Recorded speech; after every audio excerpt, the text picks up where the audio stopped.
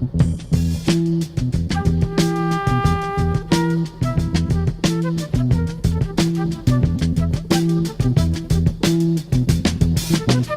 will not be able to stay home, brother. You will not be able to plug in, turn on, and cop out. You will not be able to lose yourself on Skag and skip out for beer during commercials because the revolution will not be televised.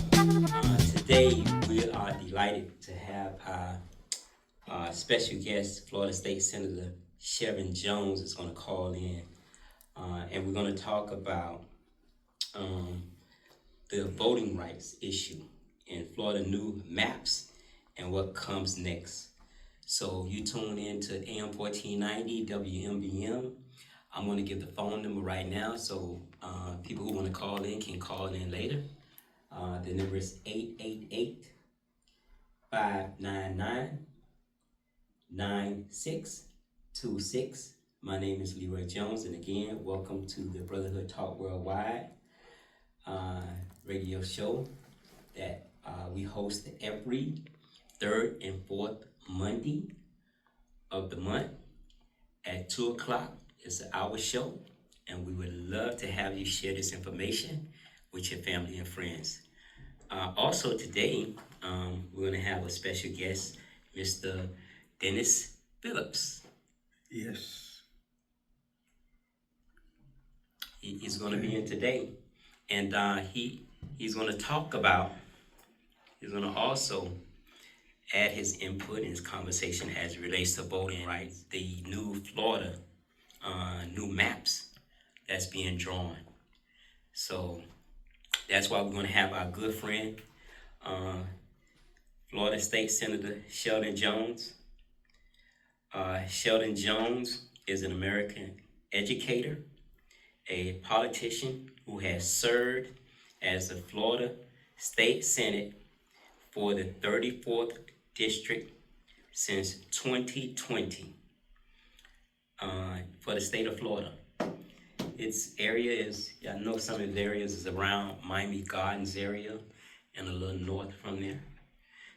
So we'll be waiting for Senator Jones to come in. Really appreciate that, brother. How you been? I've been good. I had to take the 5 a.m. flight to Atlanta to speak to Georgia this morning, and now I'm on the car driving down to Tallahassee for special session. Okay. So I shared a little bit of information about you. I let our listeners know that your name is Shevrin Jones. You is an American educator, a politician who has served as the Florida State Senate for the 34th District since 2020. Is that correct? That's correct. I've been in the Senate since 2020. I was in the House 2012 to 2018. Okay.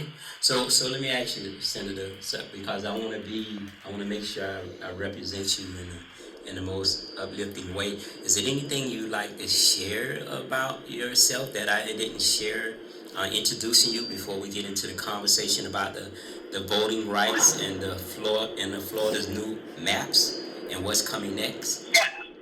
I mean, outside of Warren Fees and the county of Dade, I think you cover all bases. Okay. All right. So I want to also say how very proud we are of you, brother, representing Miami-Dade County, represent your constituents in your area and the whole Dade County as well. So we want to thank you for that, brother, and want you to know that we see you. We see you actually fighting for the people. We see you, man, and we commend you for that, okay? It's a pleasure. I appreciate you all for the support. Okay, so let's jump into the topic, okay? So this is the issue for today, okay? The issue for the day is voting rights, what we need to do as a community, and what's happening with these maps. They redrawing some of the districts, and it appears that they're cutting out some areas that had a significant amount of people of color that could vote for people that represented them, So what's going on? Share what's going on with us in Florida? Yeah, so people understand very briefly, the governor last year fell in line with what President Trump asked them to do, and that was when the president said that we need to win X to Y and Z minus seats, and gave the sign-off for states to do what's known as a mid-decade redistricting. A mid-decade redistricting has never been done in the history of redistricting with this state outside of any legal challenges that probably have come about with any gerrymandering that has come about. What we're seeing now in Florida, the governor and his attorneys, they drew maps that went against the Fair District Amendment that Floridians voted in 2010, voted for by 63%, to make it clear that they did not want partisan gerrymandering, nor did they want any lines to be drawn that would compact people into one community. What we're seeing now is the same thing that's happening in Tennessee, that's happening in Texas, that's happening, well, it didn't happen in South Carolina, but what's about to happen in Georgia with this mid-decade redistricting, which is diminishing black districts. I also think it's important for people to point out that when we're seeing this type of action that's coming from the Republican Party, it's not because their policies are so good. It's actually the total opposite. We're seeing this because the Republicans have seen that their agenda does not match the people who is being hurt from these policies. And because they're not polling well, and I'm just giving facts, because they're not polling well, they see that there is plans for them to lose the midterm election. And so this is how we have gotten here. And although it's not how I just outlined this to you is not chronological, in essence, all we are seeing right now is a legislative process that is taking us back into true bestowed Jim Crow era, a time where we fought to ensure that black representation was at the table, a time where we fought to ensure that the Voter Rights Act was inclusive of everyone, and last but not least is to make sure that black people always had someone, again, sitting at the table. The problem that people have to understand that we are seeing right now, and if not careful, we will not have black representation in the state of Florida if they continue to go down this path. Right now, our black representatives that we have is Congresswoman Wilson, Sheila Shepard-McCormick, and Maxwell Frost. Now, there's conversations that's happening right now where the District 20 seat, where you have multiple people in that race. I mean, the math only makes sense, right? If you have 4 or 5 people who are black who are running in a district, and you get one white person, or non-black, should I say, to run in that district, who wins? Right. The non-black will potentially win. Probably win. Because those 5 blacks are going to split those votes up in a very real way. Yes. And so I'll close with this, and then we can dialogue a tad there. But that also goes to show that what is going to happen in the next few years when we start having the conversation about redistricting again. Because for those who don't know, the redistricting is done every 10 years. So the next time we're going to see redistricting being done is in 2030. But it starts in 2028. What do you think they're going to use to draw these maps? They're going to use the same type of partisan data, which is going to separate districts. What happens to black representation? Well, it puts us up in the air to where there's a potential to where we will not have black representation in the state of Florida. Mm-hmm.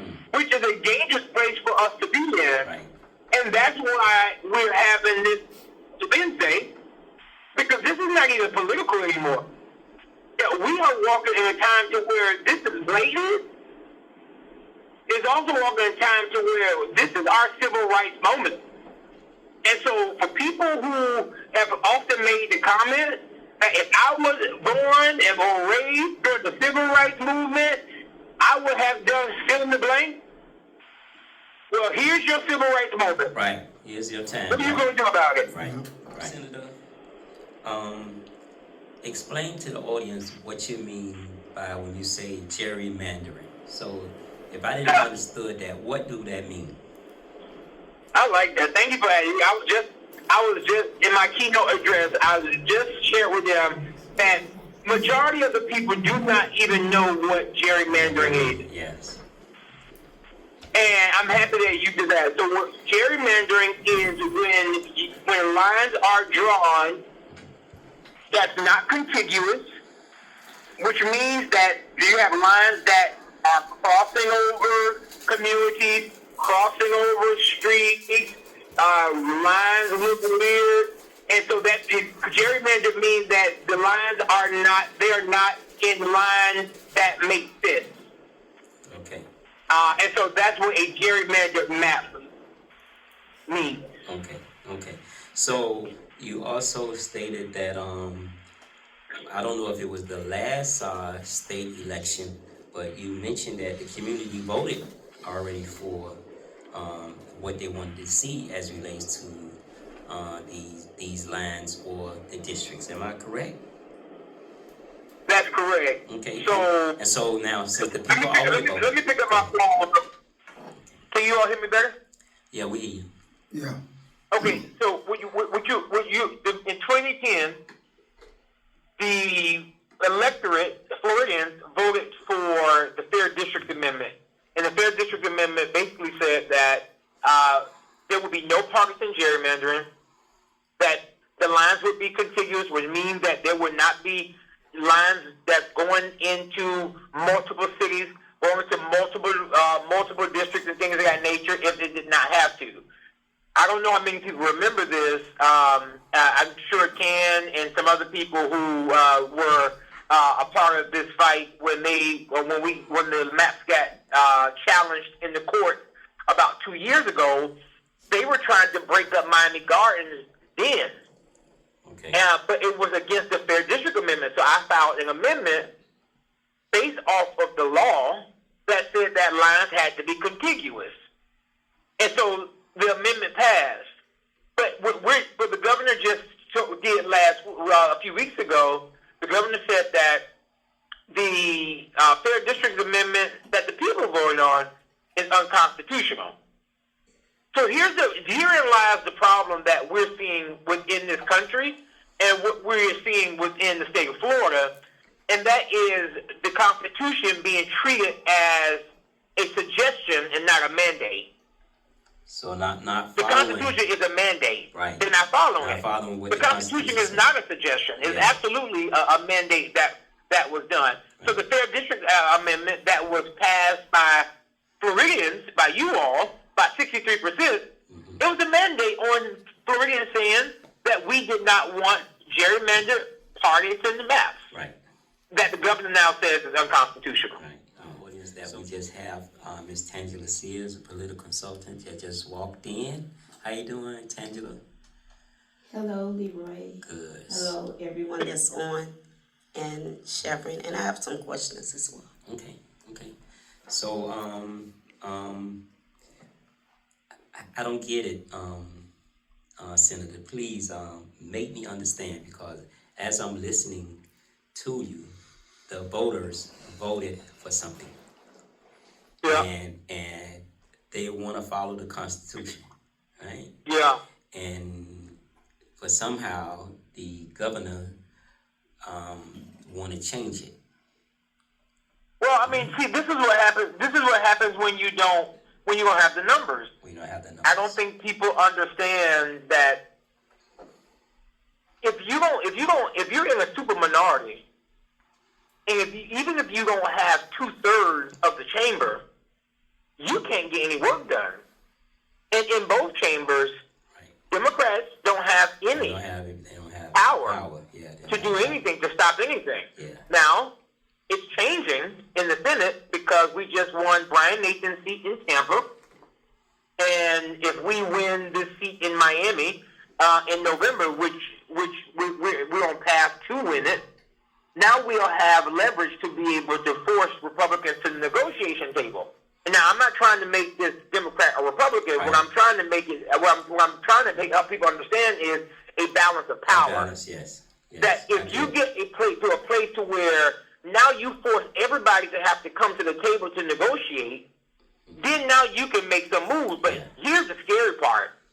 Being in the super minority, when we are about to head into a new redistricting year, if we get the type of maps that I believe they want to draw in Florida in 2028 in preparation for the 2030 census, I'm scared that in Florida, we will not see the political power that we need in our lifetime. And I'm not trying to scare anybody. I'm giving reality of what we're seeing that's happening across the country. Because listen, Georgia, I'm in Georgia right now. I was just on a panel in Georgia. The Georgia legislators just made it clear that next week they're going into a special session, and they will be the first state, not Tennessee, not Florida, not Texas. They're about to be the first state to redistrict not one map, but all of their maps. Whoa. Congress, Senate, House, municipal, and county and school board seats. And the warning came when this started that said that if they start with these congressional maps, it's only a matter of time before they do a mid-decade redistricting for all seats. So my question, hi, Representative Howard, Senator, I'm sorry, how are you doing? You've been voting. I'm good, Ken. Question, who was it? Was there anyone on the committee that goes around dealing with the redrawn maps that's a Democrat? I just want to know who was on the committee. Ken, so there was no committee. Okay. The maps were drawn by Jason Prater, who is the governor's attorney.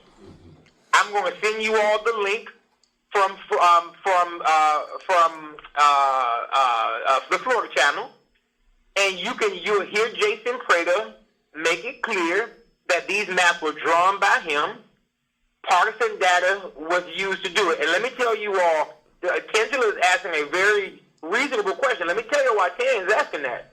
Because in years past, before any redistricting happened, there was a statewide tour of town hall meetings that showed the maps, that got input for the maps, where there was a committee in Tallahassee, where there was a mix of Democrats and Republicans on the committee, and we fought the maps out in committee. That's how we were able to get the Miami Gardens Amendment on, because the maps they were trying to draw that map in the dark, but it had to come back to committee. In this case, the governor's office drew the maps, and the day before special session is when we received the maps, but Fox News got the maps before the legislature got the maps. Right. So let me ask this, because I've seen you make a lot of noise about it, but was the Democrats meeting, connecting, working? Mm-hmm. Because you have been the voice in Miami that we've heard. You've been the voice that we've seen fighting it. Where's the other legislators on this? And was there any previous meetings, even if you met with a Republican one by one? That's a good question, Ken. So no one, not even the Republicans, had the maps. Well, let me say this. To our knowledge, no Republican was given the map until the day of. Because, Ken, if you remember that back in 2019, when they were sued, that everybody was subpoenaed because they wanted text messages, they wanted emails, they wanted all that stuff. And so now you have people who are scared because they don't want to be subpoenaed. I know I was subpoenaed. I know others were subpoenaed. A lot of us were subpoenaed when the last map conversation came on. So no conversations were had because no one wanted to be subpoenaed. And in the governor's office, they held the map close to chest. I will tell you that in the Senate, we were trying, our leader Berman, she was trying to see how best to prepare the senators for the redistricting fight that was coming in committee, but there was no way that we could prepare for it until the day before when we saw the map. And truth be told, the moment that I released the map and talked about the Fox News situation on Instagram, that's the first time that everybody saw those maps. It wasn't even 15, 20 minutes after. But I guess my question, Shevrin, is you didn't see the map, but you all knew that you was going back. Maybe you all should have done what Angie done prior to. Made noise, made sure the entire community was aware. I just didn't see any movements. Like I said, I saw you speaking out, I saw you posting, I saw you saying things. But a lot of the legislators, when you look at, they post a lot because it's passed. That's you all putting in something to take it to court, but it passed. The only thing you could do at this point is educate the people. Exactly. I think that's where we are. That's where I'm at right now, and that's why we're doing this thing on. That's why we're having this on Wednesday, because what we see now is that people are confused, not just on the map, but people are also confused on, which is most important, the Voting Rights Act of 1965, because people think that the entire thing was struck down, but the entire thing wasn't struck down. Portions of Section 2, it's still the law of the land. Section 2 is still intact, but they made it more strenuous than what needs to happen in order to prove of why you're drawing a black access seat. I agree with you that maybe there should have been some alarms that should have gone on way ahead of time, not just to speak about the map, but also to talk about what was coming down the pipeline. But truth be told, many people thought, even on the Republican side, they were calling the governor's bluff on this because they didn't think it was going to happen at all. But you're right, and I think the biggest thing, third biggest thing I think we could be doing right now, outside of educating people, is making sure that people understand the implications, as you know, Dan, that's going to happen after all of this play out in the next. But to Dan's point, I think the biggest thing is educating people on what's to come in the next 2 to 3 years. And because listen, and I said it before Dan got here, and I say it again. Yeah, if not careful, we're going down a path where there will be no black representation in Congress if they continue to go down this route. So right now we only have 3, right? 3. That's right. You got Congressman Wilson, in the whole state Sheila, of Florida. That's right. You got 3: Frederica Wilson, you got Maxwell Frost, and you got Sheila Shepard-McCormick. So let me ask you, Senator. I know you having an event coming up this Wednesday in Little Haiti. You want to share with that so we can get the audience involved in that? The Little Haiti Culture Center on Wednesday. So we've invited Travis Randolph, who is an attorney, who is going to speak about the Voting Rights Act of 1965 and talk about where it stands today. You have Jasmine Burney Clark, who will be there from Equal Ground, who is going to be speaking about the lawsuit that is happening that they filed with along with Mark Elias, suing Governor DeSantis. But she's also going to talk about the history and how we've gotten here. And I'm sure Tan can speak about that as on the show of how we got to this point. You have Angie Nixon, who's going to be there to talk about it from the legislative standpoint. What happened during the session, and Tan, that question that you just made mention of, I'm sure it's going to come up. But Angie Nixon will be there to talk about that and to talk about what we should be doing now to build power. And you also have Ashley Gant, who will be there as a legal attorney, the legal expert, to talk about the Fair District Act of 2010 and how the state violated that. So each of them are going to give 5-minute presentations on that, and there's going to be a curated conversation, but majority of the time will be for the audience to be able to ask questions. NAACP and others will be there for call to action, and there are going to be other groups that are going to be there with the hope of building coalition with people who want to do something. Because even after all of this happened, the one thing that people were texting and sending inbox messages about, it was like, how do I get involved? What can I do? If people I think people genuinely want to get involved. I just don't know if people know how to. Okay, so we got to take a break right now. You're listening to AM 1490 WMBM, Brotherhood Talk Worldwide. Our guest is Senator Shevrin Jones and political consultant Ms. Tangela Sears, and you're going to hear from Dennis Phillips when we come back on. So also the audience can call in at 888-599-9626. Senator, we want to thank you, and if you can hold on just a little bit, because we got a couple more questions with you, because we know you're very busy, but we thank you, okay? No problem. Thank you, sir. Welcome back, community. Thank you for tuning in to AM 1490 WMBM.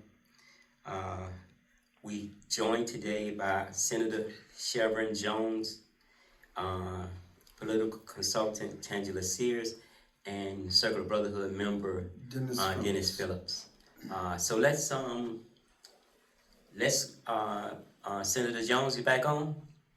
I'm back. So let's again, before we forget, and if we have to repeat it again because it's important that people turn out to the event you sponsoring, you and some of the other legislators sponsoring in Little Haiti this Wednesday. Can you give them a time, and if you know the address and address? Yes, I don't know the address, but it's at the Little Haiti Culture Center. Okay. Yep. At 6:30 p.m. on Wednesday. Okay. With Representative Angie Nixon, also U.S. Senate candidate, Representative Ashley Gant, Jasmine Bernie Clark, Travis Randolph, and I'm missing one person. Oh, I think that's everybody. And Jasmine Bernie Clark. Okay, so that's going to be held at the Little Haiti Culture Center. That's on Northeast 2nd Avenue. 202 Northeast 59th Terrace. Right. Northeast Thank you, Tan. 59th Terrace and Northeast 2nd Avenue. Okay.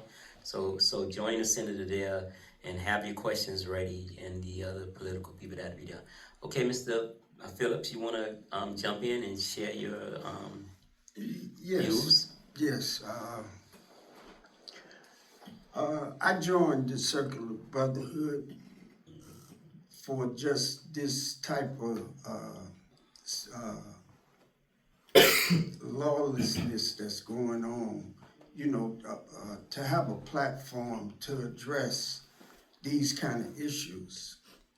Because back in 2009, I tried to vote and they denied me. And, there was different back and forward. But the thing was, my voting rights was suspended for 1 year, and that 1 year turned into 3 years. That 3 years turned into 5 years. That 5 years turned into 7 years. So now, the whole thing is to keep me from voting, taking my voting rights that my forefathers died for and shedded blood for. That was the whole thing. The senator is correct. I agree with everything he's saying, but it made me mad enough I knew I had to fight. And what I did is join the coalition to returning citizens to get their voting rights back. And I joined it. We needed 1,400,000 signatures. And I worked diligently to get it done. And we got it passed. Then the legislators in Florida changed it. It was all about should ex-felons get the right to vote again? That's what it was about. But they moved the goalposts to they have to pay fines and fees and all of that. Okay? The main thing, the reality of this situation is that they don't want black people voting, having voting power, having a representative. Who best could tell my story? I can tell my story. I don't need someone Caucasian or whatever representing me. He ain't gonna tell my story. And then when it comes to money, because it all boils down to it, like the president would have it, the money.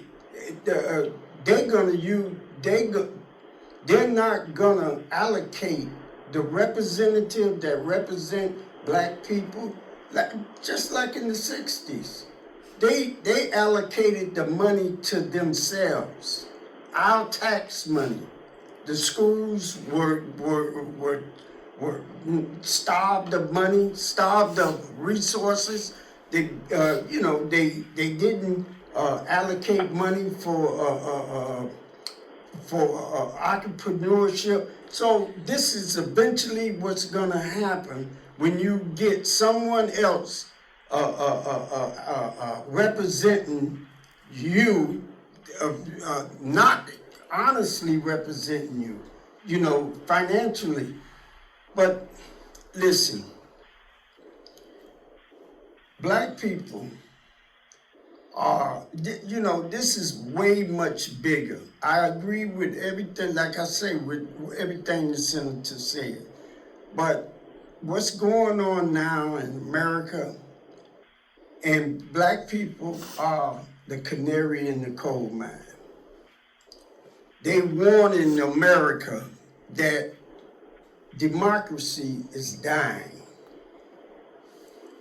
You got the head of this country saying, rig it. We don't have ideas to help the masses of people.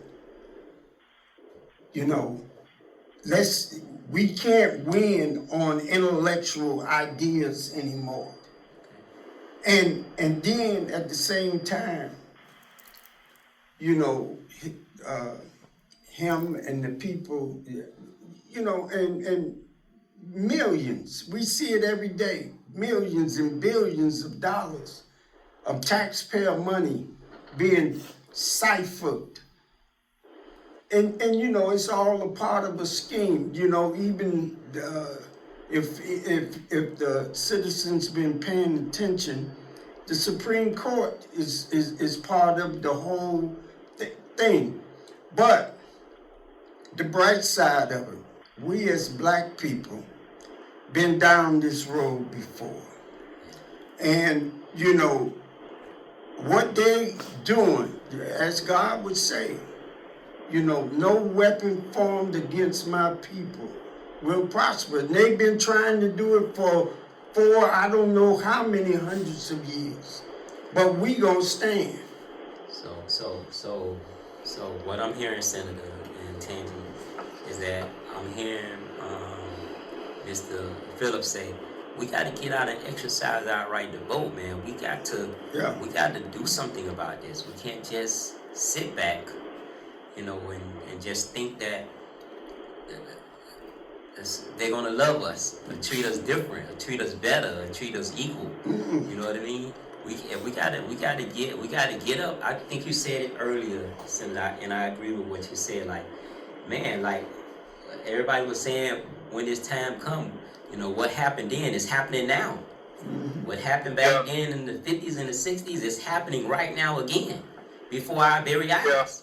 And you know what, just not to cut you off, Shep, but remember back in the 80s, our Congresswoman, and Leroy, you and I mentor Barbara Carey, they fought for single member districts to do exactly what he's explaining, so we can have not just our own, but they can have their own voice representing them as well. That was the purpose of single member districts. And I think that's the unique part of it too, what Tan just said. It wasn't just for us to have a voice, it's for everybody to have their own voice. You know what I mean? So Senator, so what comes next? So we at this point now, you and some other elected officials gonna come down on Wednesday. Well, before I talk about that, I think it's important to point out something. And controversial, it might not, I don't know. it's more than just us now asking people to go out and vote, right? Okay. Because you have to give people a reason Why they're going out to vote. Yes, right. I agree with you. You're right. And not only that, I'm gonna say it, and y'all push back if you want to. I also think that we have to do a strong look at the people who we are electing to put in office now, Yes. and we have to be really strategic in who we are saying that they are fighting for us. Okay. And for what it's worth, I think we have great representation on every level in our communities. But I do believe that there has to be a reckoning of the people, not politicians, because politicians are not going to save us or save this, right? And it's crazy, I'm a politician and saying that. Ken talks about this all the time. I hear so many people talk about all the time of how back in the 80s and the 90s of the coalitions and the community building and in the church meetings and all that stuff that used to happen. There is no reason why we should move away from that, because I personally believe organizing still works, but they're going to take leaders who are going to be bold enough to say, you know what, forget my personal good.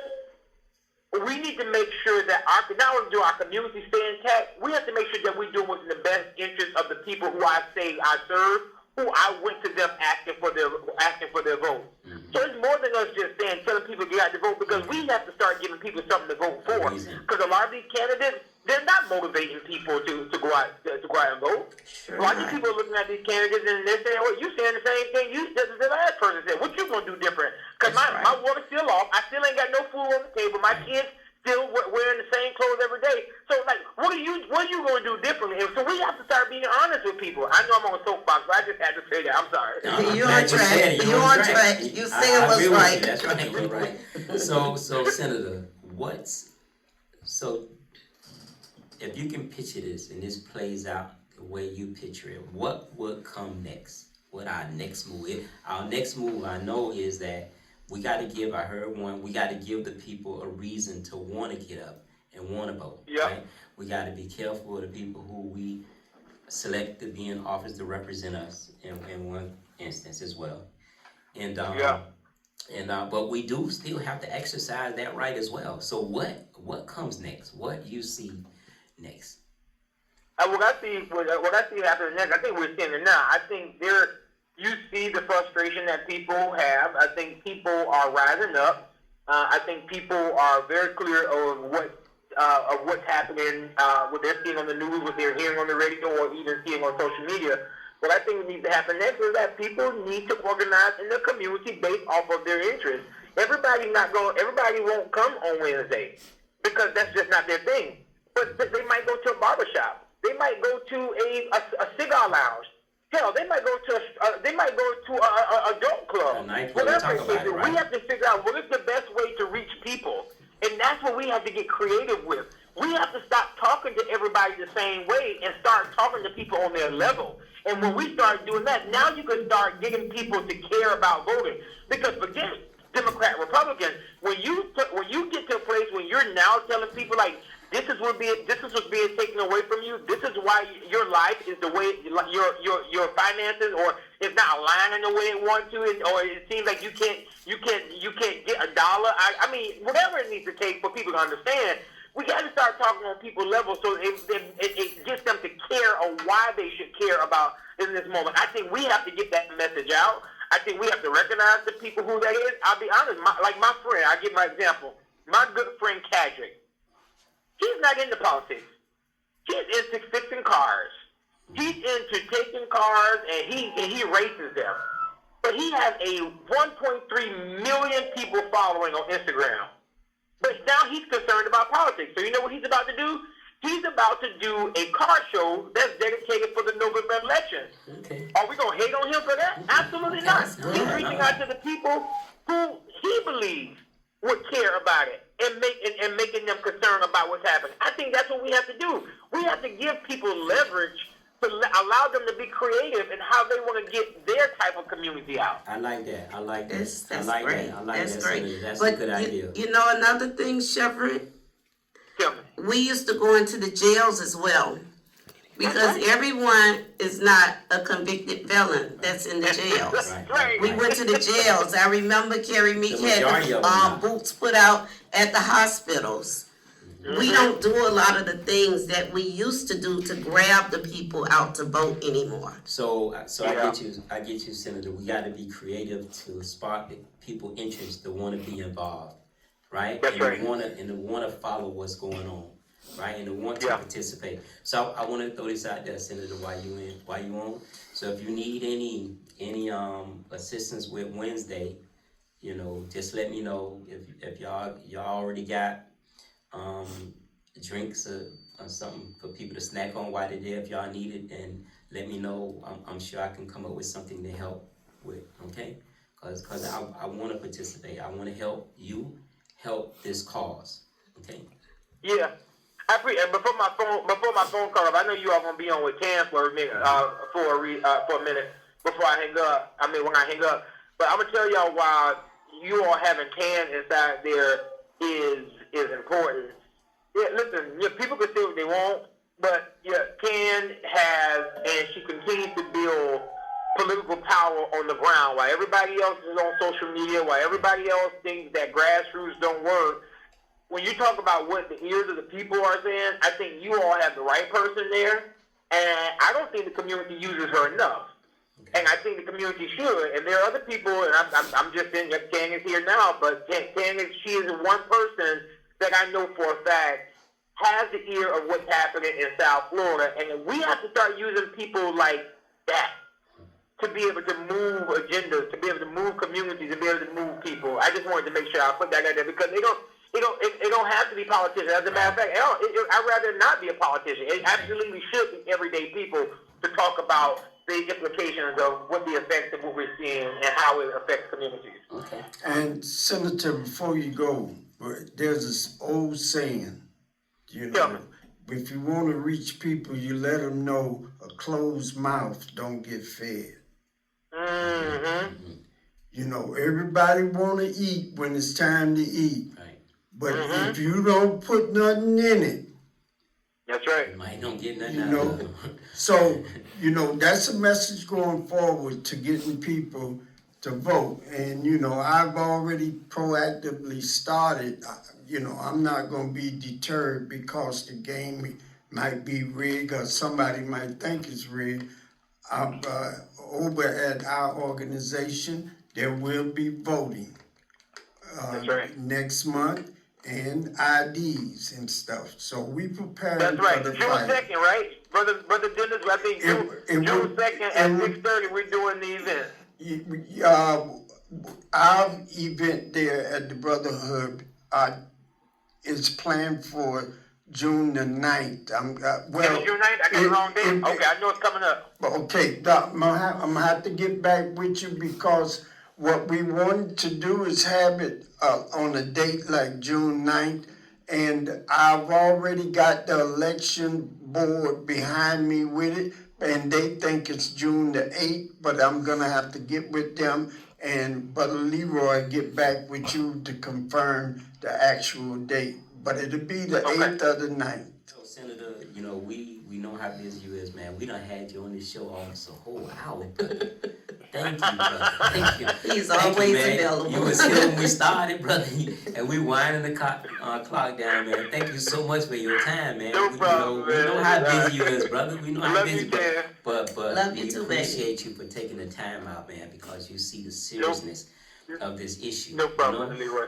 And we're here to support you, brother. Yes, sir. And I want to thank Brother Anthony Durden for reaching out to you and Sister Tan to make this relationship, this conversation we have come together. Okay, so I just wanted to mention that to Tan. So you have any closing words? We got about 9 No, minutes Chev, I left. just want to thank you for all of that you're doing. And I'm glad you're a senator here now in Miami. We lost him. He's on the road. Yeah, he's on the road. Yeah, he's on the road. So Tan. So Are you planning on, you think you're gonna make it to the Wednesday meeting? Yes, I plan to be there. Okay, alright, so that's good. What about you, Brother Dennis? Yeah, I should be because. Okay, and maybe some more of this conversation can spark back up on Wednesday at Little Haiti Culture Center, Yes. right? Yes. So Tan, your closing words about this whole situation that's taking place now around voting rights and around gerrymandering and around community voting for what they want and what they believe in. Because the senator was saying earlier before you walked in that the voters already voted of what they wanted to see in the maps, and the governor now is changing it, right? So how you see this? When it comes to the voting, what I see is I begin to see a cycle now of all the same people gathering when we have events for votings, and unfortunately when some of our candidates come out, if they're from afar, people are pushed back. We have to make sure we engaging non-voters, people that don't understand, people that don't believe. Because if not, it's going to get worse because we're not voting. I agree with what the senator said when he said we have to give them a reason. I also feel the candidates have to give them a reason as well. You can't just say, let's go to the pastors and get them out, because that don't work anymore. Right. You can't just go to political leaders and get their endorsement. That don't work anymore, because you can't flip their votes to your votes. Right. And so we have to engage that population, but we also have to begin to educate people from the beginning. We can't wait till things are done to begin to educate people, because this may not come about for another 10 years. Mm-hmm. Our leaders in the Democratic Party have to begin to work closer.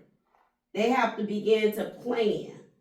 One thing I can say about the other side, I don't like the decisions that's made, but they organize and they plan. Yeah. And that's why a lot of their candidates have the money, because our candidates start after the holidays the year of. Yeah, when they start right after the last election. And so there's a lot of things we need to do on our end. I can remember, you say we talk about the 80s and the 90s so much. We talk about that because our leadership, they engaged us. You and I, we where we at in politics now because of that leadership training us, right. Teaching us, not using us, not telling us what to say. Right. When we wanted to go down to the county and raise hell, right. we did right, that. We did that. They supported us and they backed us, and they didn't tell us to be quiet. Yeah, right. They wanted us to learn our voice. Now what they did do sometimes, they had to teach us how to articulate our presentations, because we go off. Yeah. And they taught us how to remove our emotions. Right. I just don't see that in leadership today. Right. Where they teaching people and educating people that want to be involved, hiring people. You remember Barbara Carey hired a bunch of people out of the shelters, trained them. Now they're all still doing good on their own. Right. We need more leadership like that. Stop thinking there's a competition. Stop not getting along with the people. I told someone last week, when Barbara Carey won her race, she would want to meet with the people that worked against her. Mm-hmm. And we have to learn to do that, to keep moving. The precincts that was low, we need to go in there and do more work. Yeah. We have to learn to do that and engage more people. We don't even have our homeowners at the level that we had them back then. Because lately, what I see, a lot of political leaders don't pay a lot of attention to what their issues, concerns, and needs are. We're doing too many events and activities and not doing anything to make change. Things to addressing this issue is that people must vote, and they must vote their interests, and they must vote the people who's gonna carry out their main issues. We have a situation in this country, in this state, where Republicans are in the majorities in the majority of the country, the House, the Senate, and they're doing, like take for instance Florida, this new map that they drawing, it wasn't voted on by the people.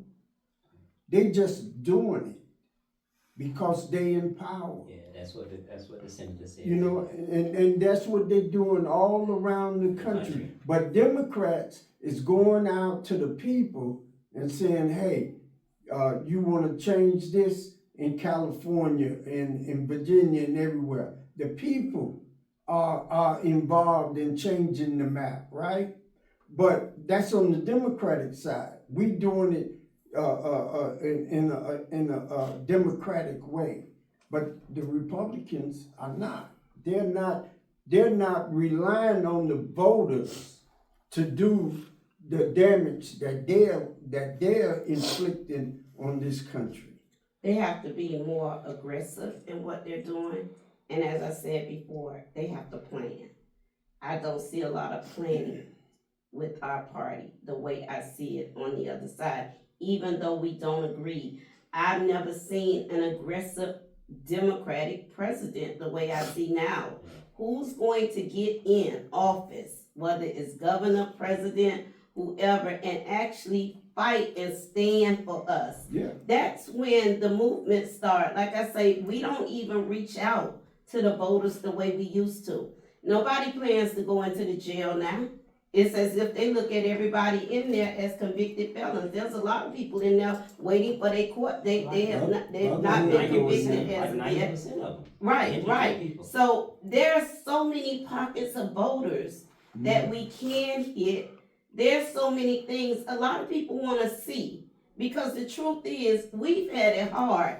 No matter who the governor or the president is, we've had it hard. We still got to get up and do what we got to do what we have to do. We have not had it easy, so we know what it is having it hard. But we have to get out there and we have to do more. People have to become more educated.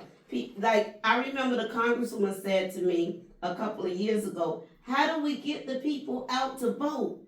It's like we got to put a boogeyman behind them. Well, the boogeyman did come behind him, our current president, especially when he talked about taking away the SNAP benefits. Everybody popped up. It's like you got to put something out there that's going to affect them to get them to the polls. Again, we want to thank you for tuning in to Brotherhood Talk Worldwide. You can catch us here on AM 1490 WMBM every third and fourth Monday of the month at 2 o'clock from 2 to 3. Again, you had our guest, Florida State Senator Shevrin Jones, our political consultant, Ms. Tangela Sears, and our Circle Brotherhood member, Mr. Dennis Phillips. Again, thank you for tuning in, and we look forward to you coming back in. And your host, Leroy Jones. Thank you. Until next time. Peace, family. All right.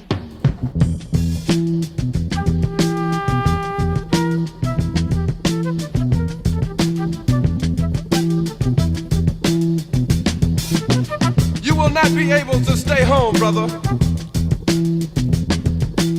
You will not be able to plug in, turn on, and cop out.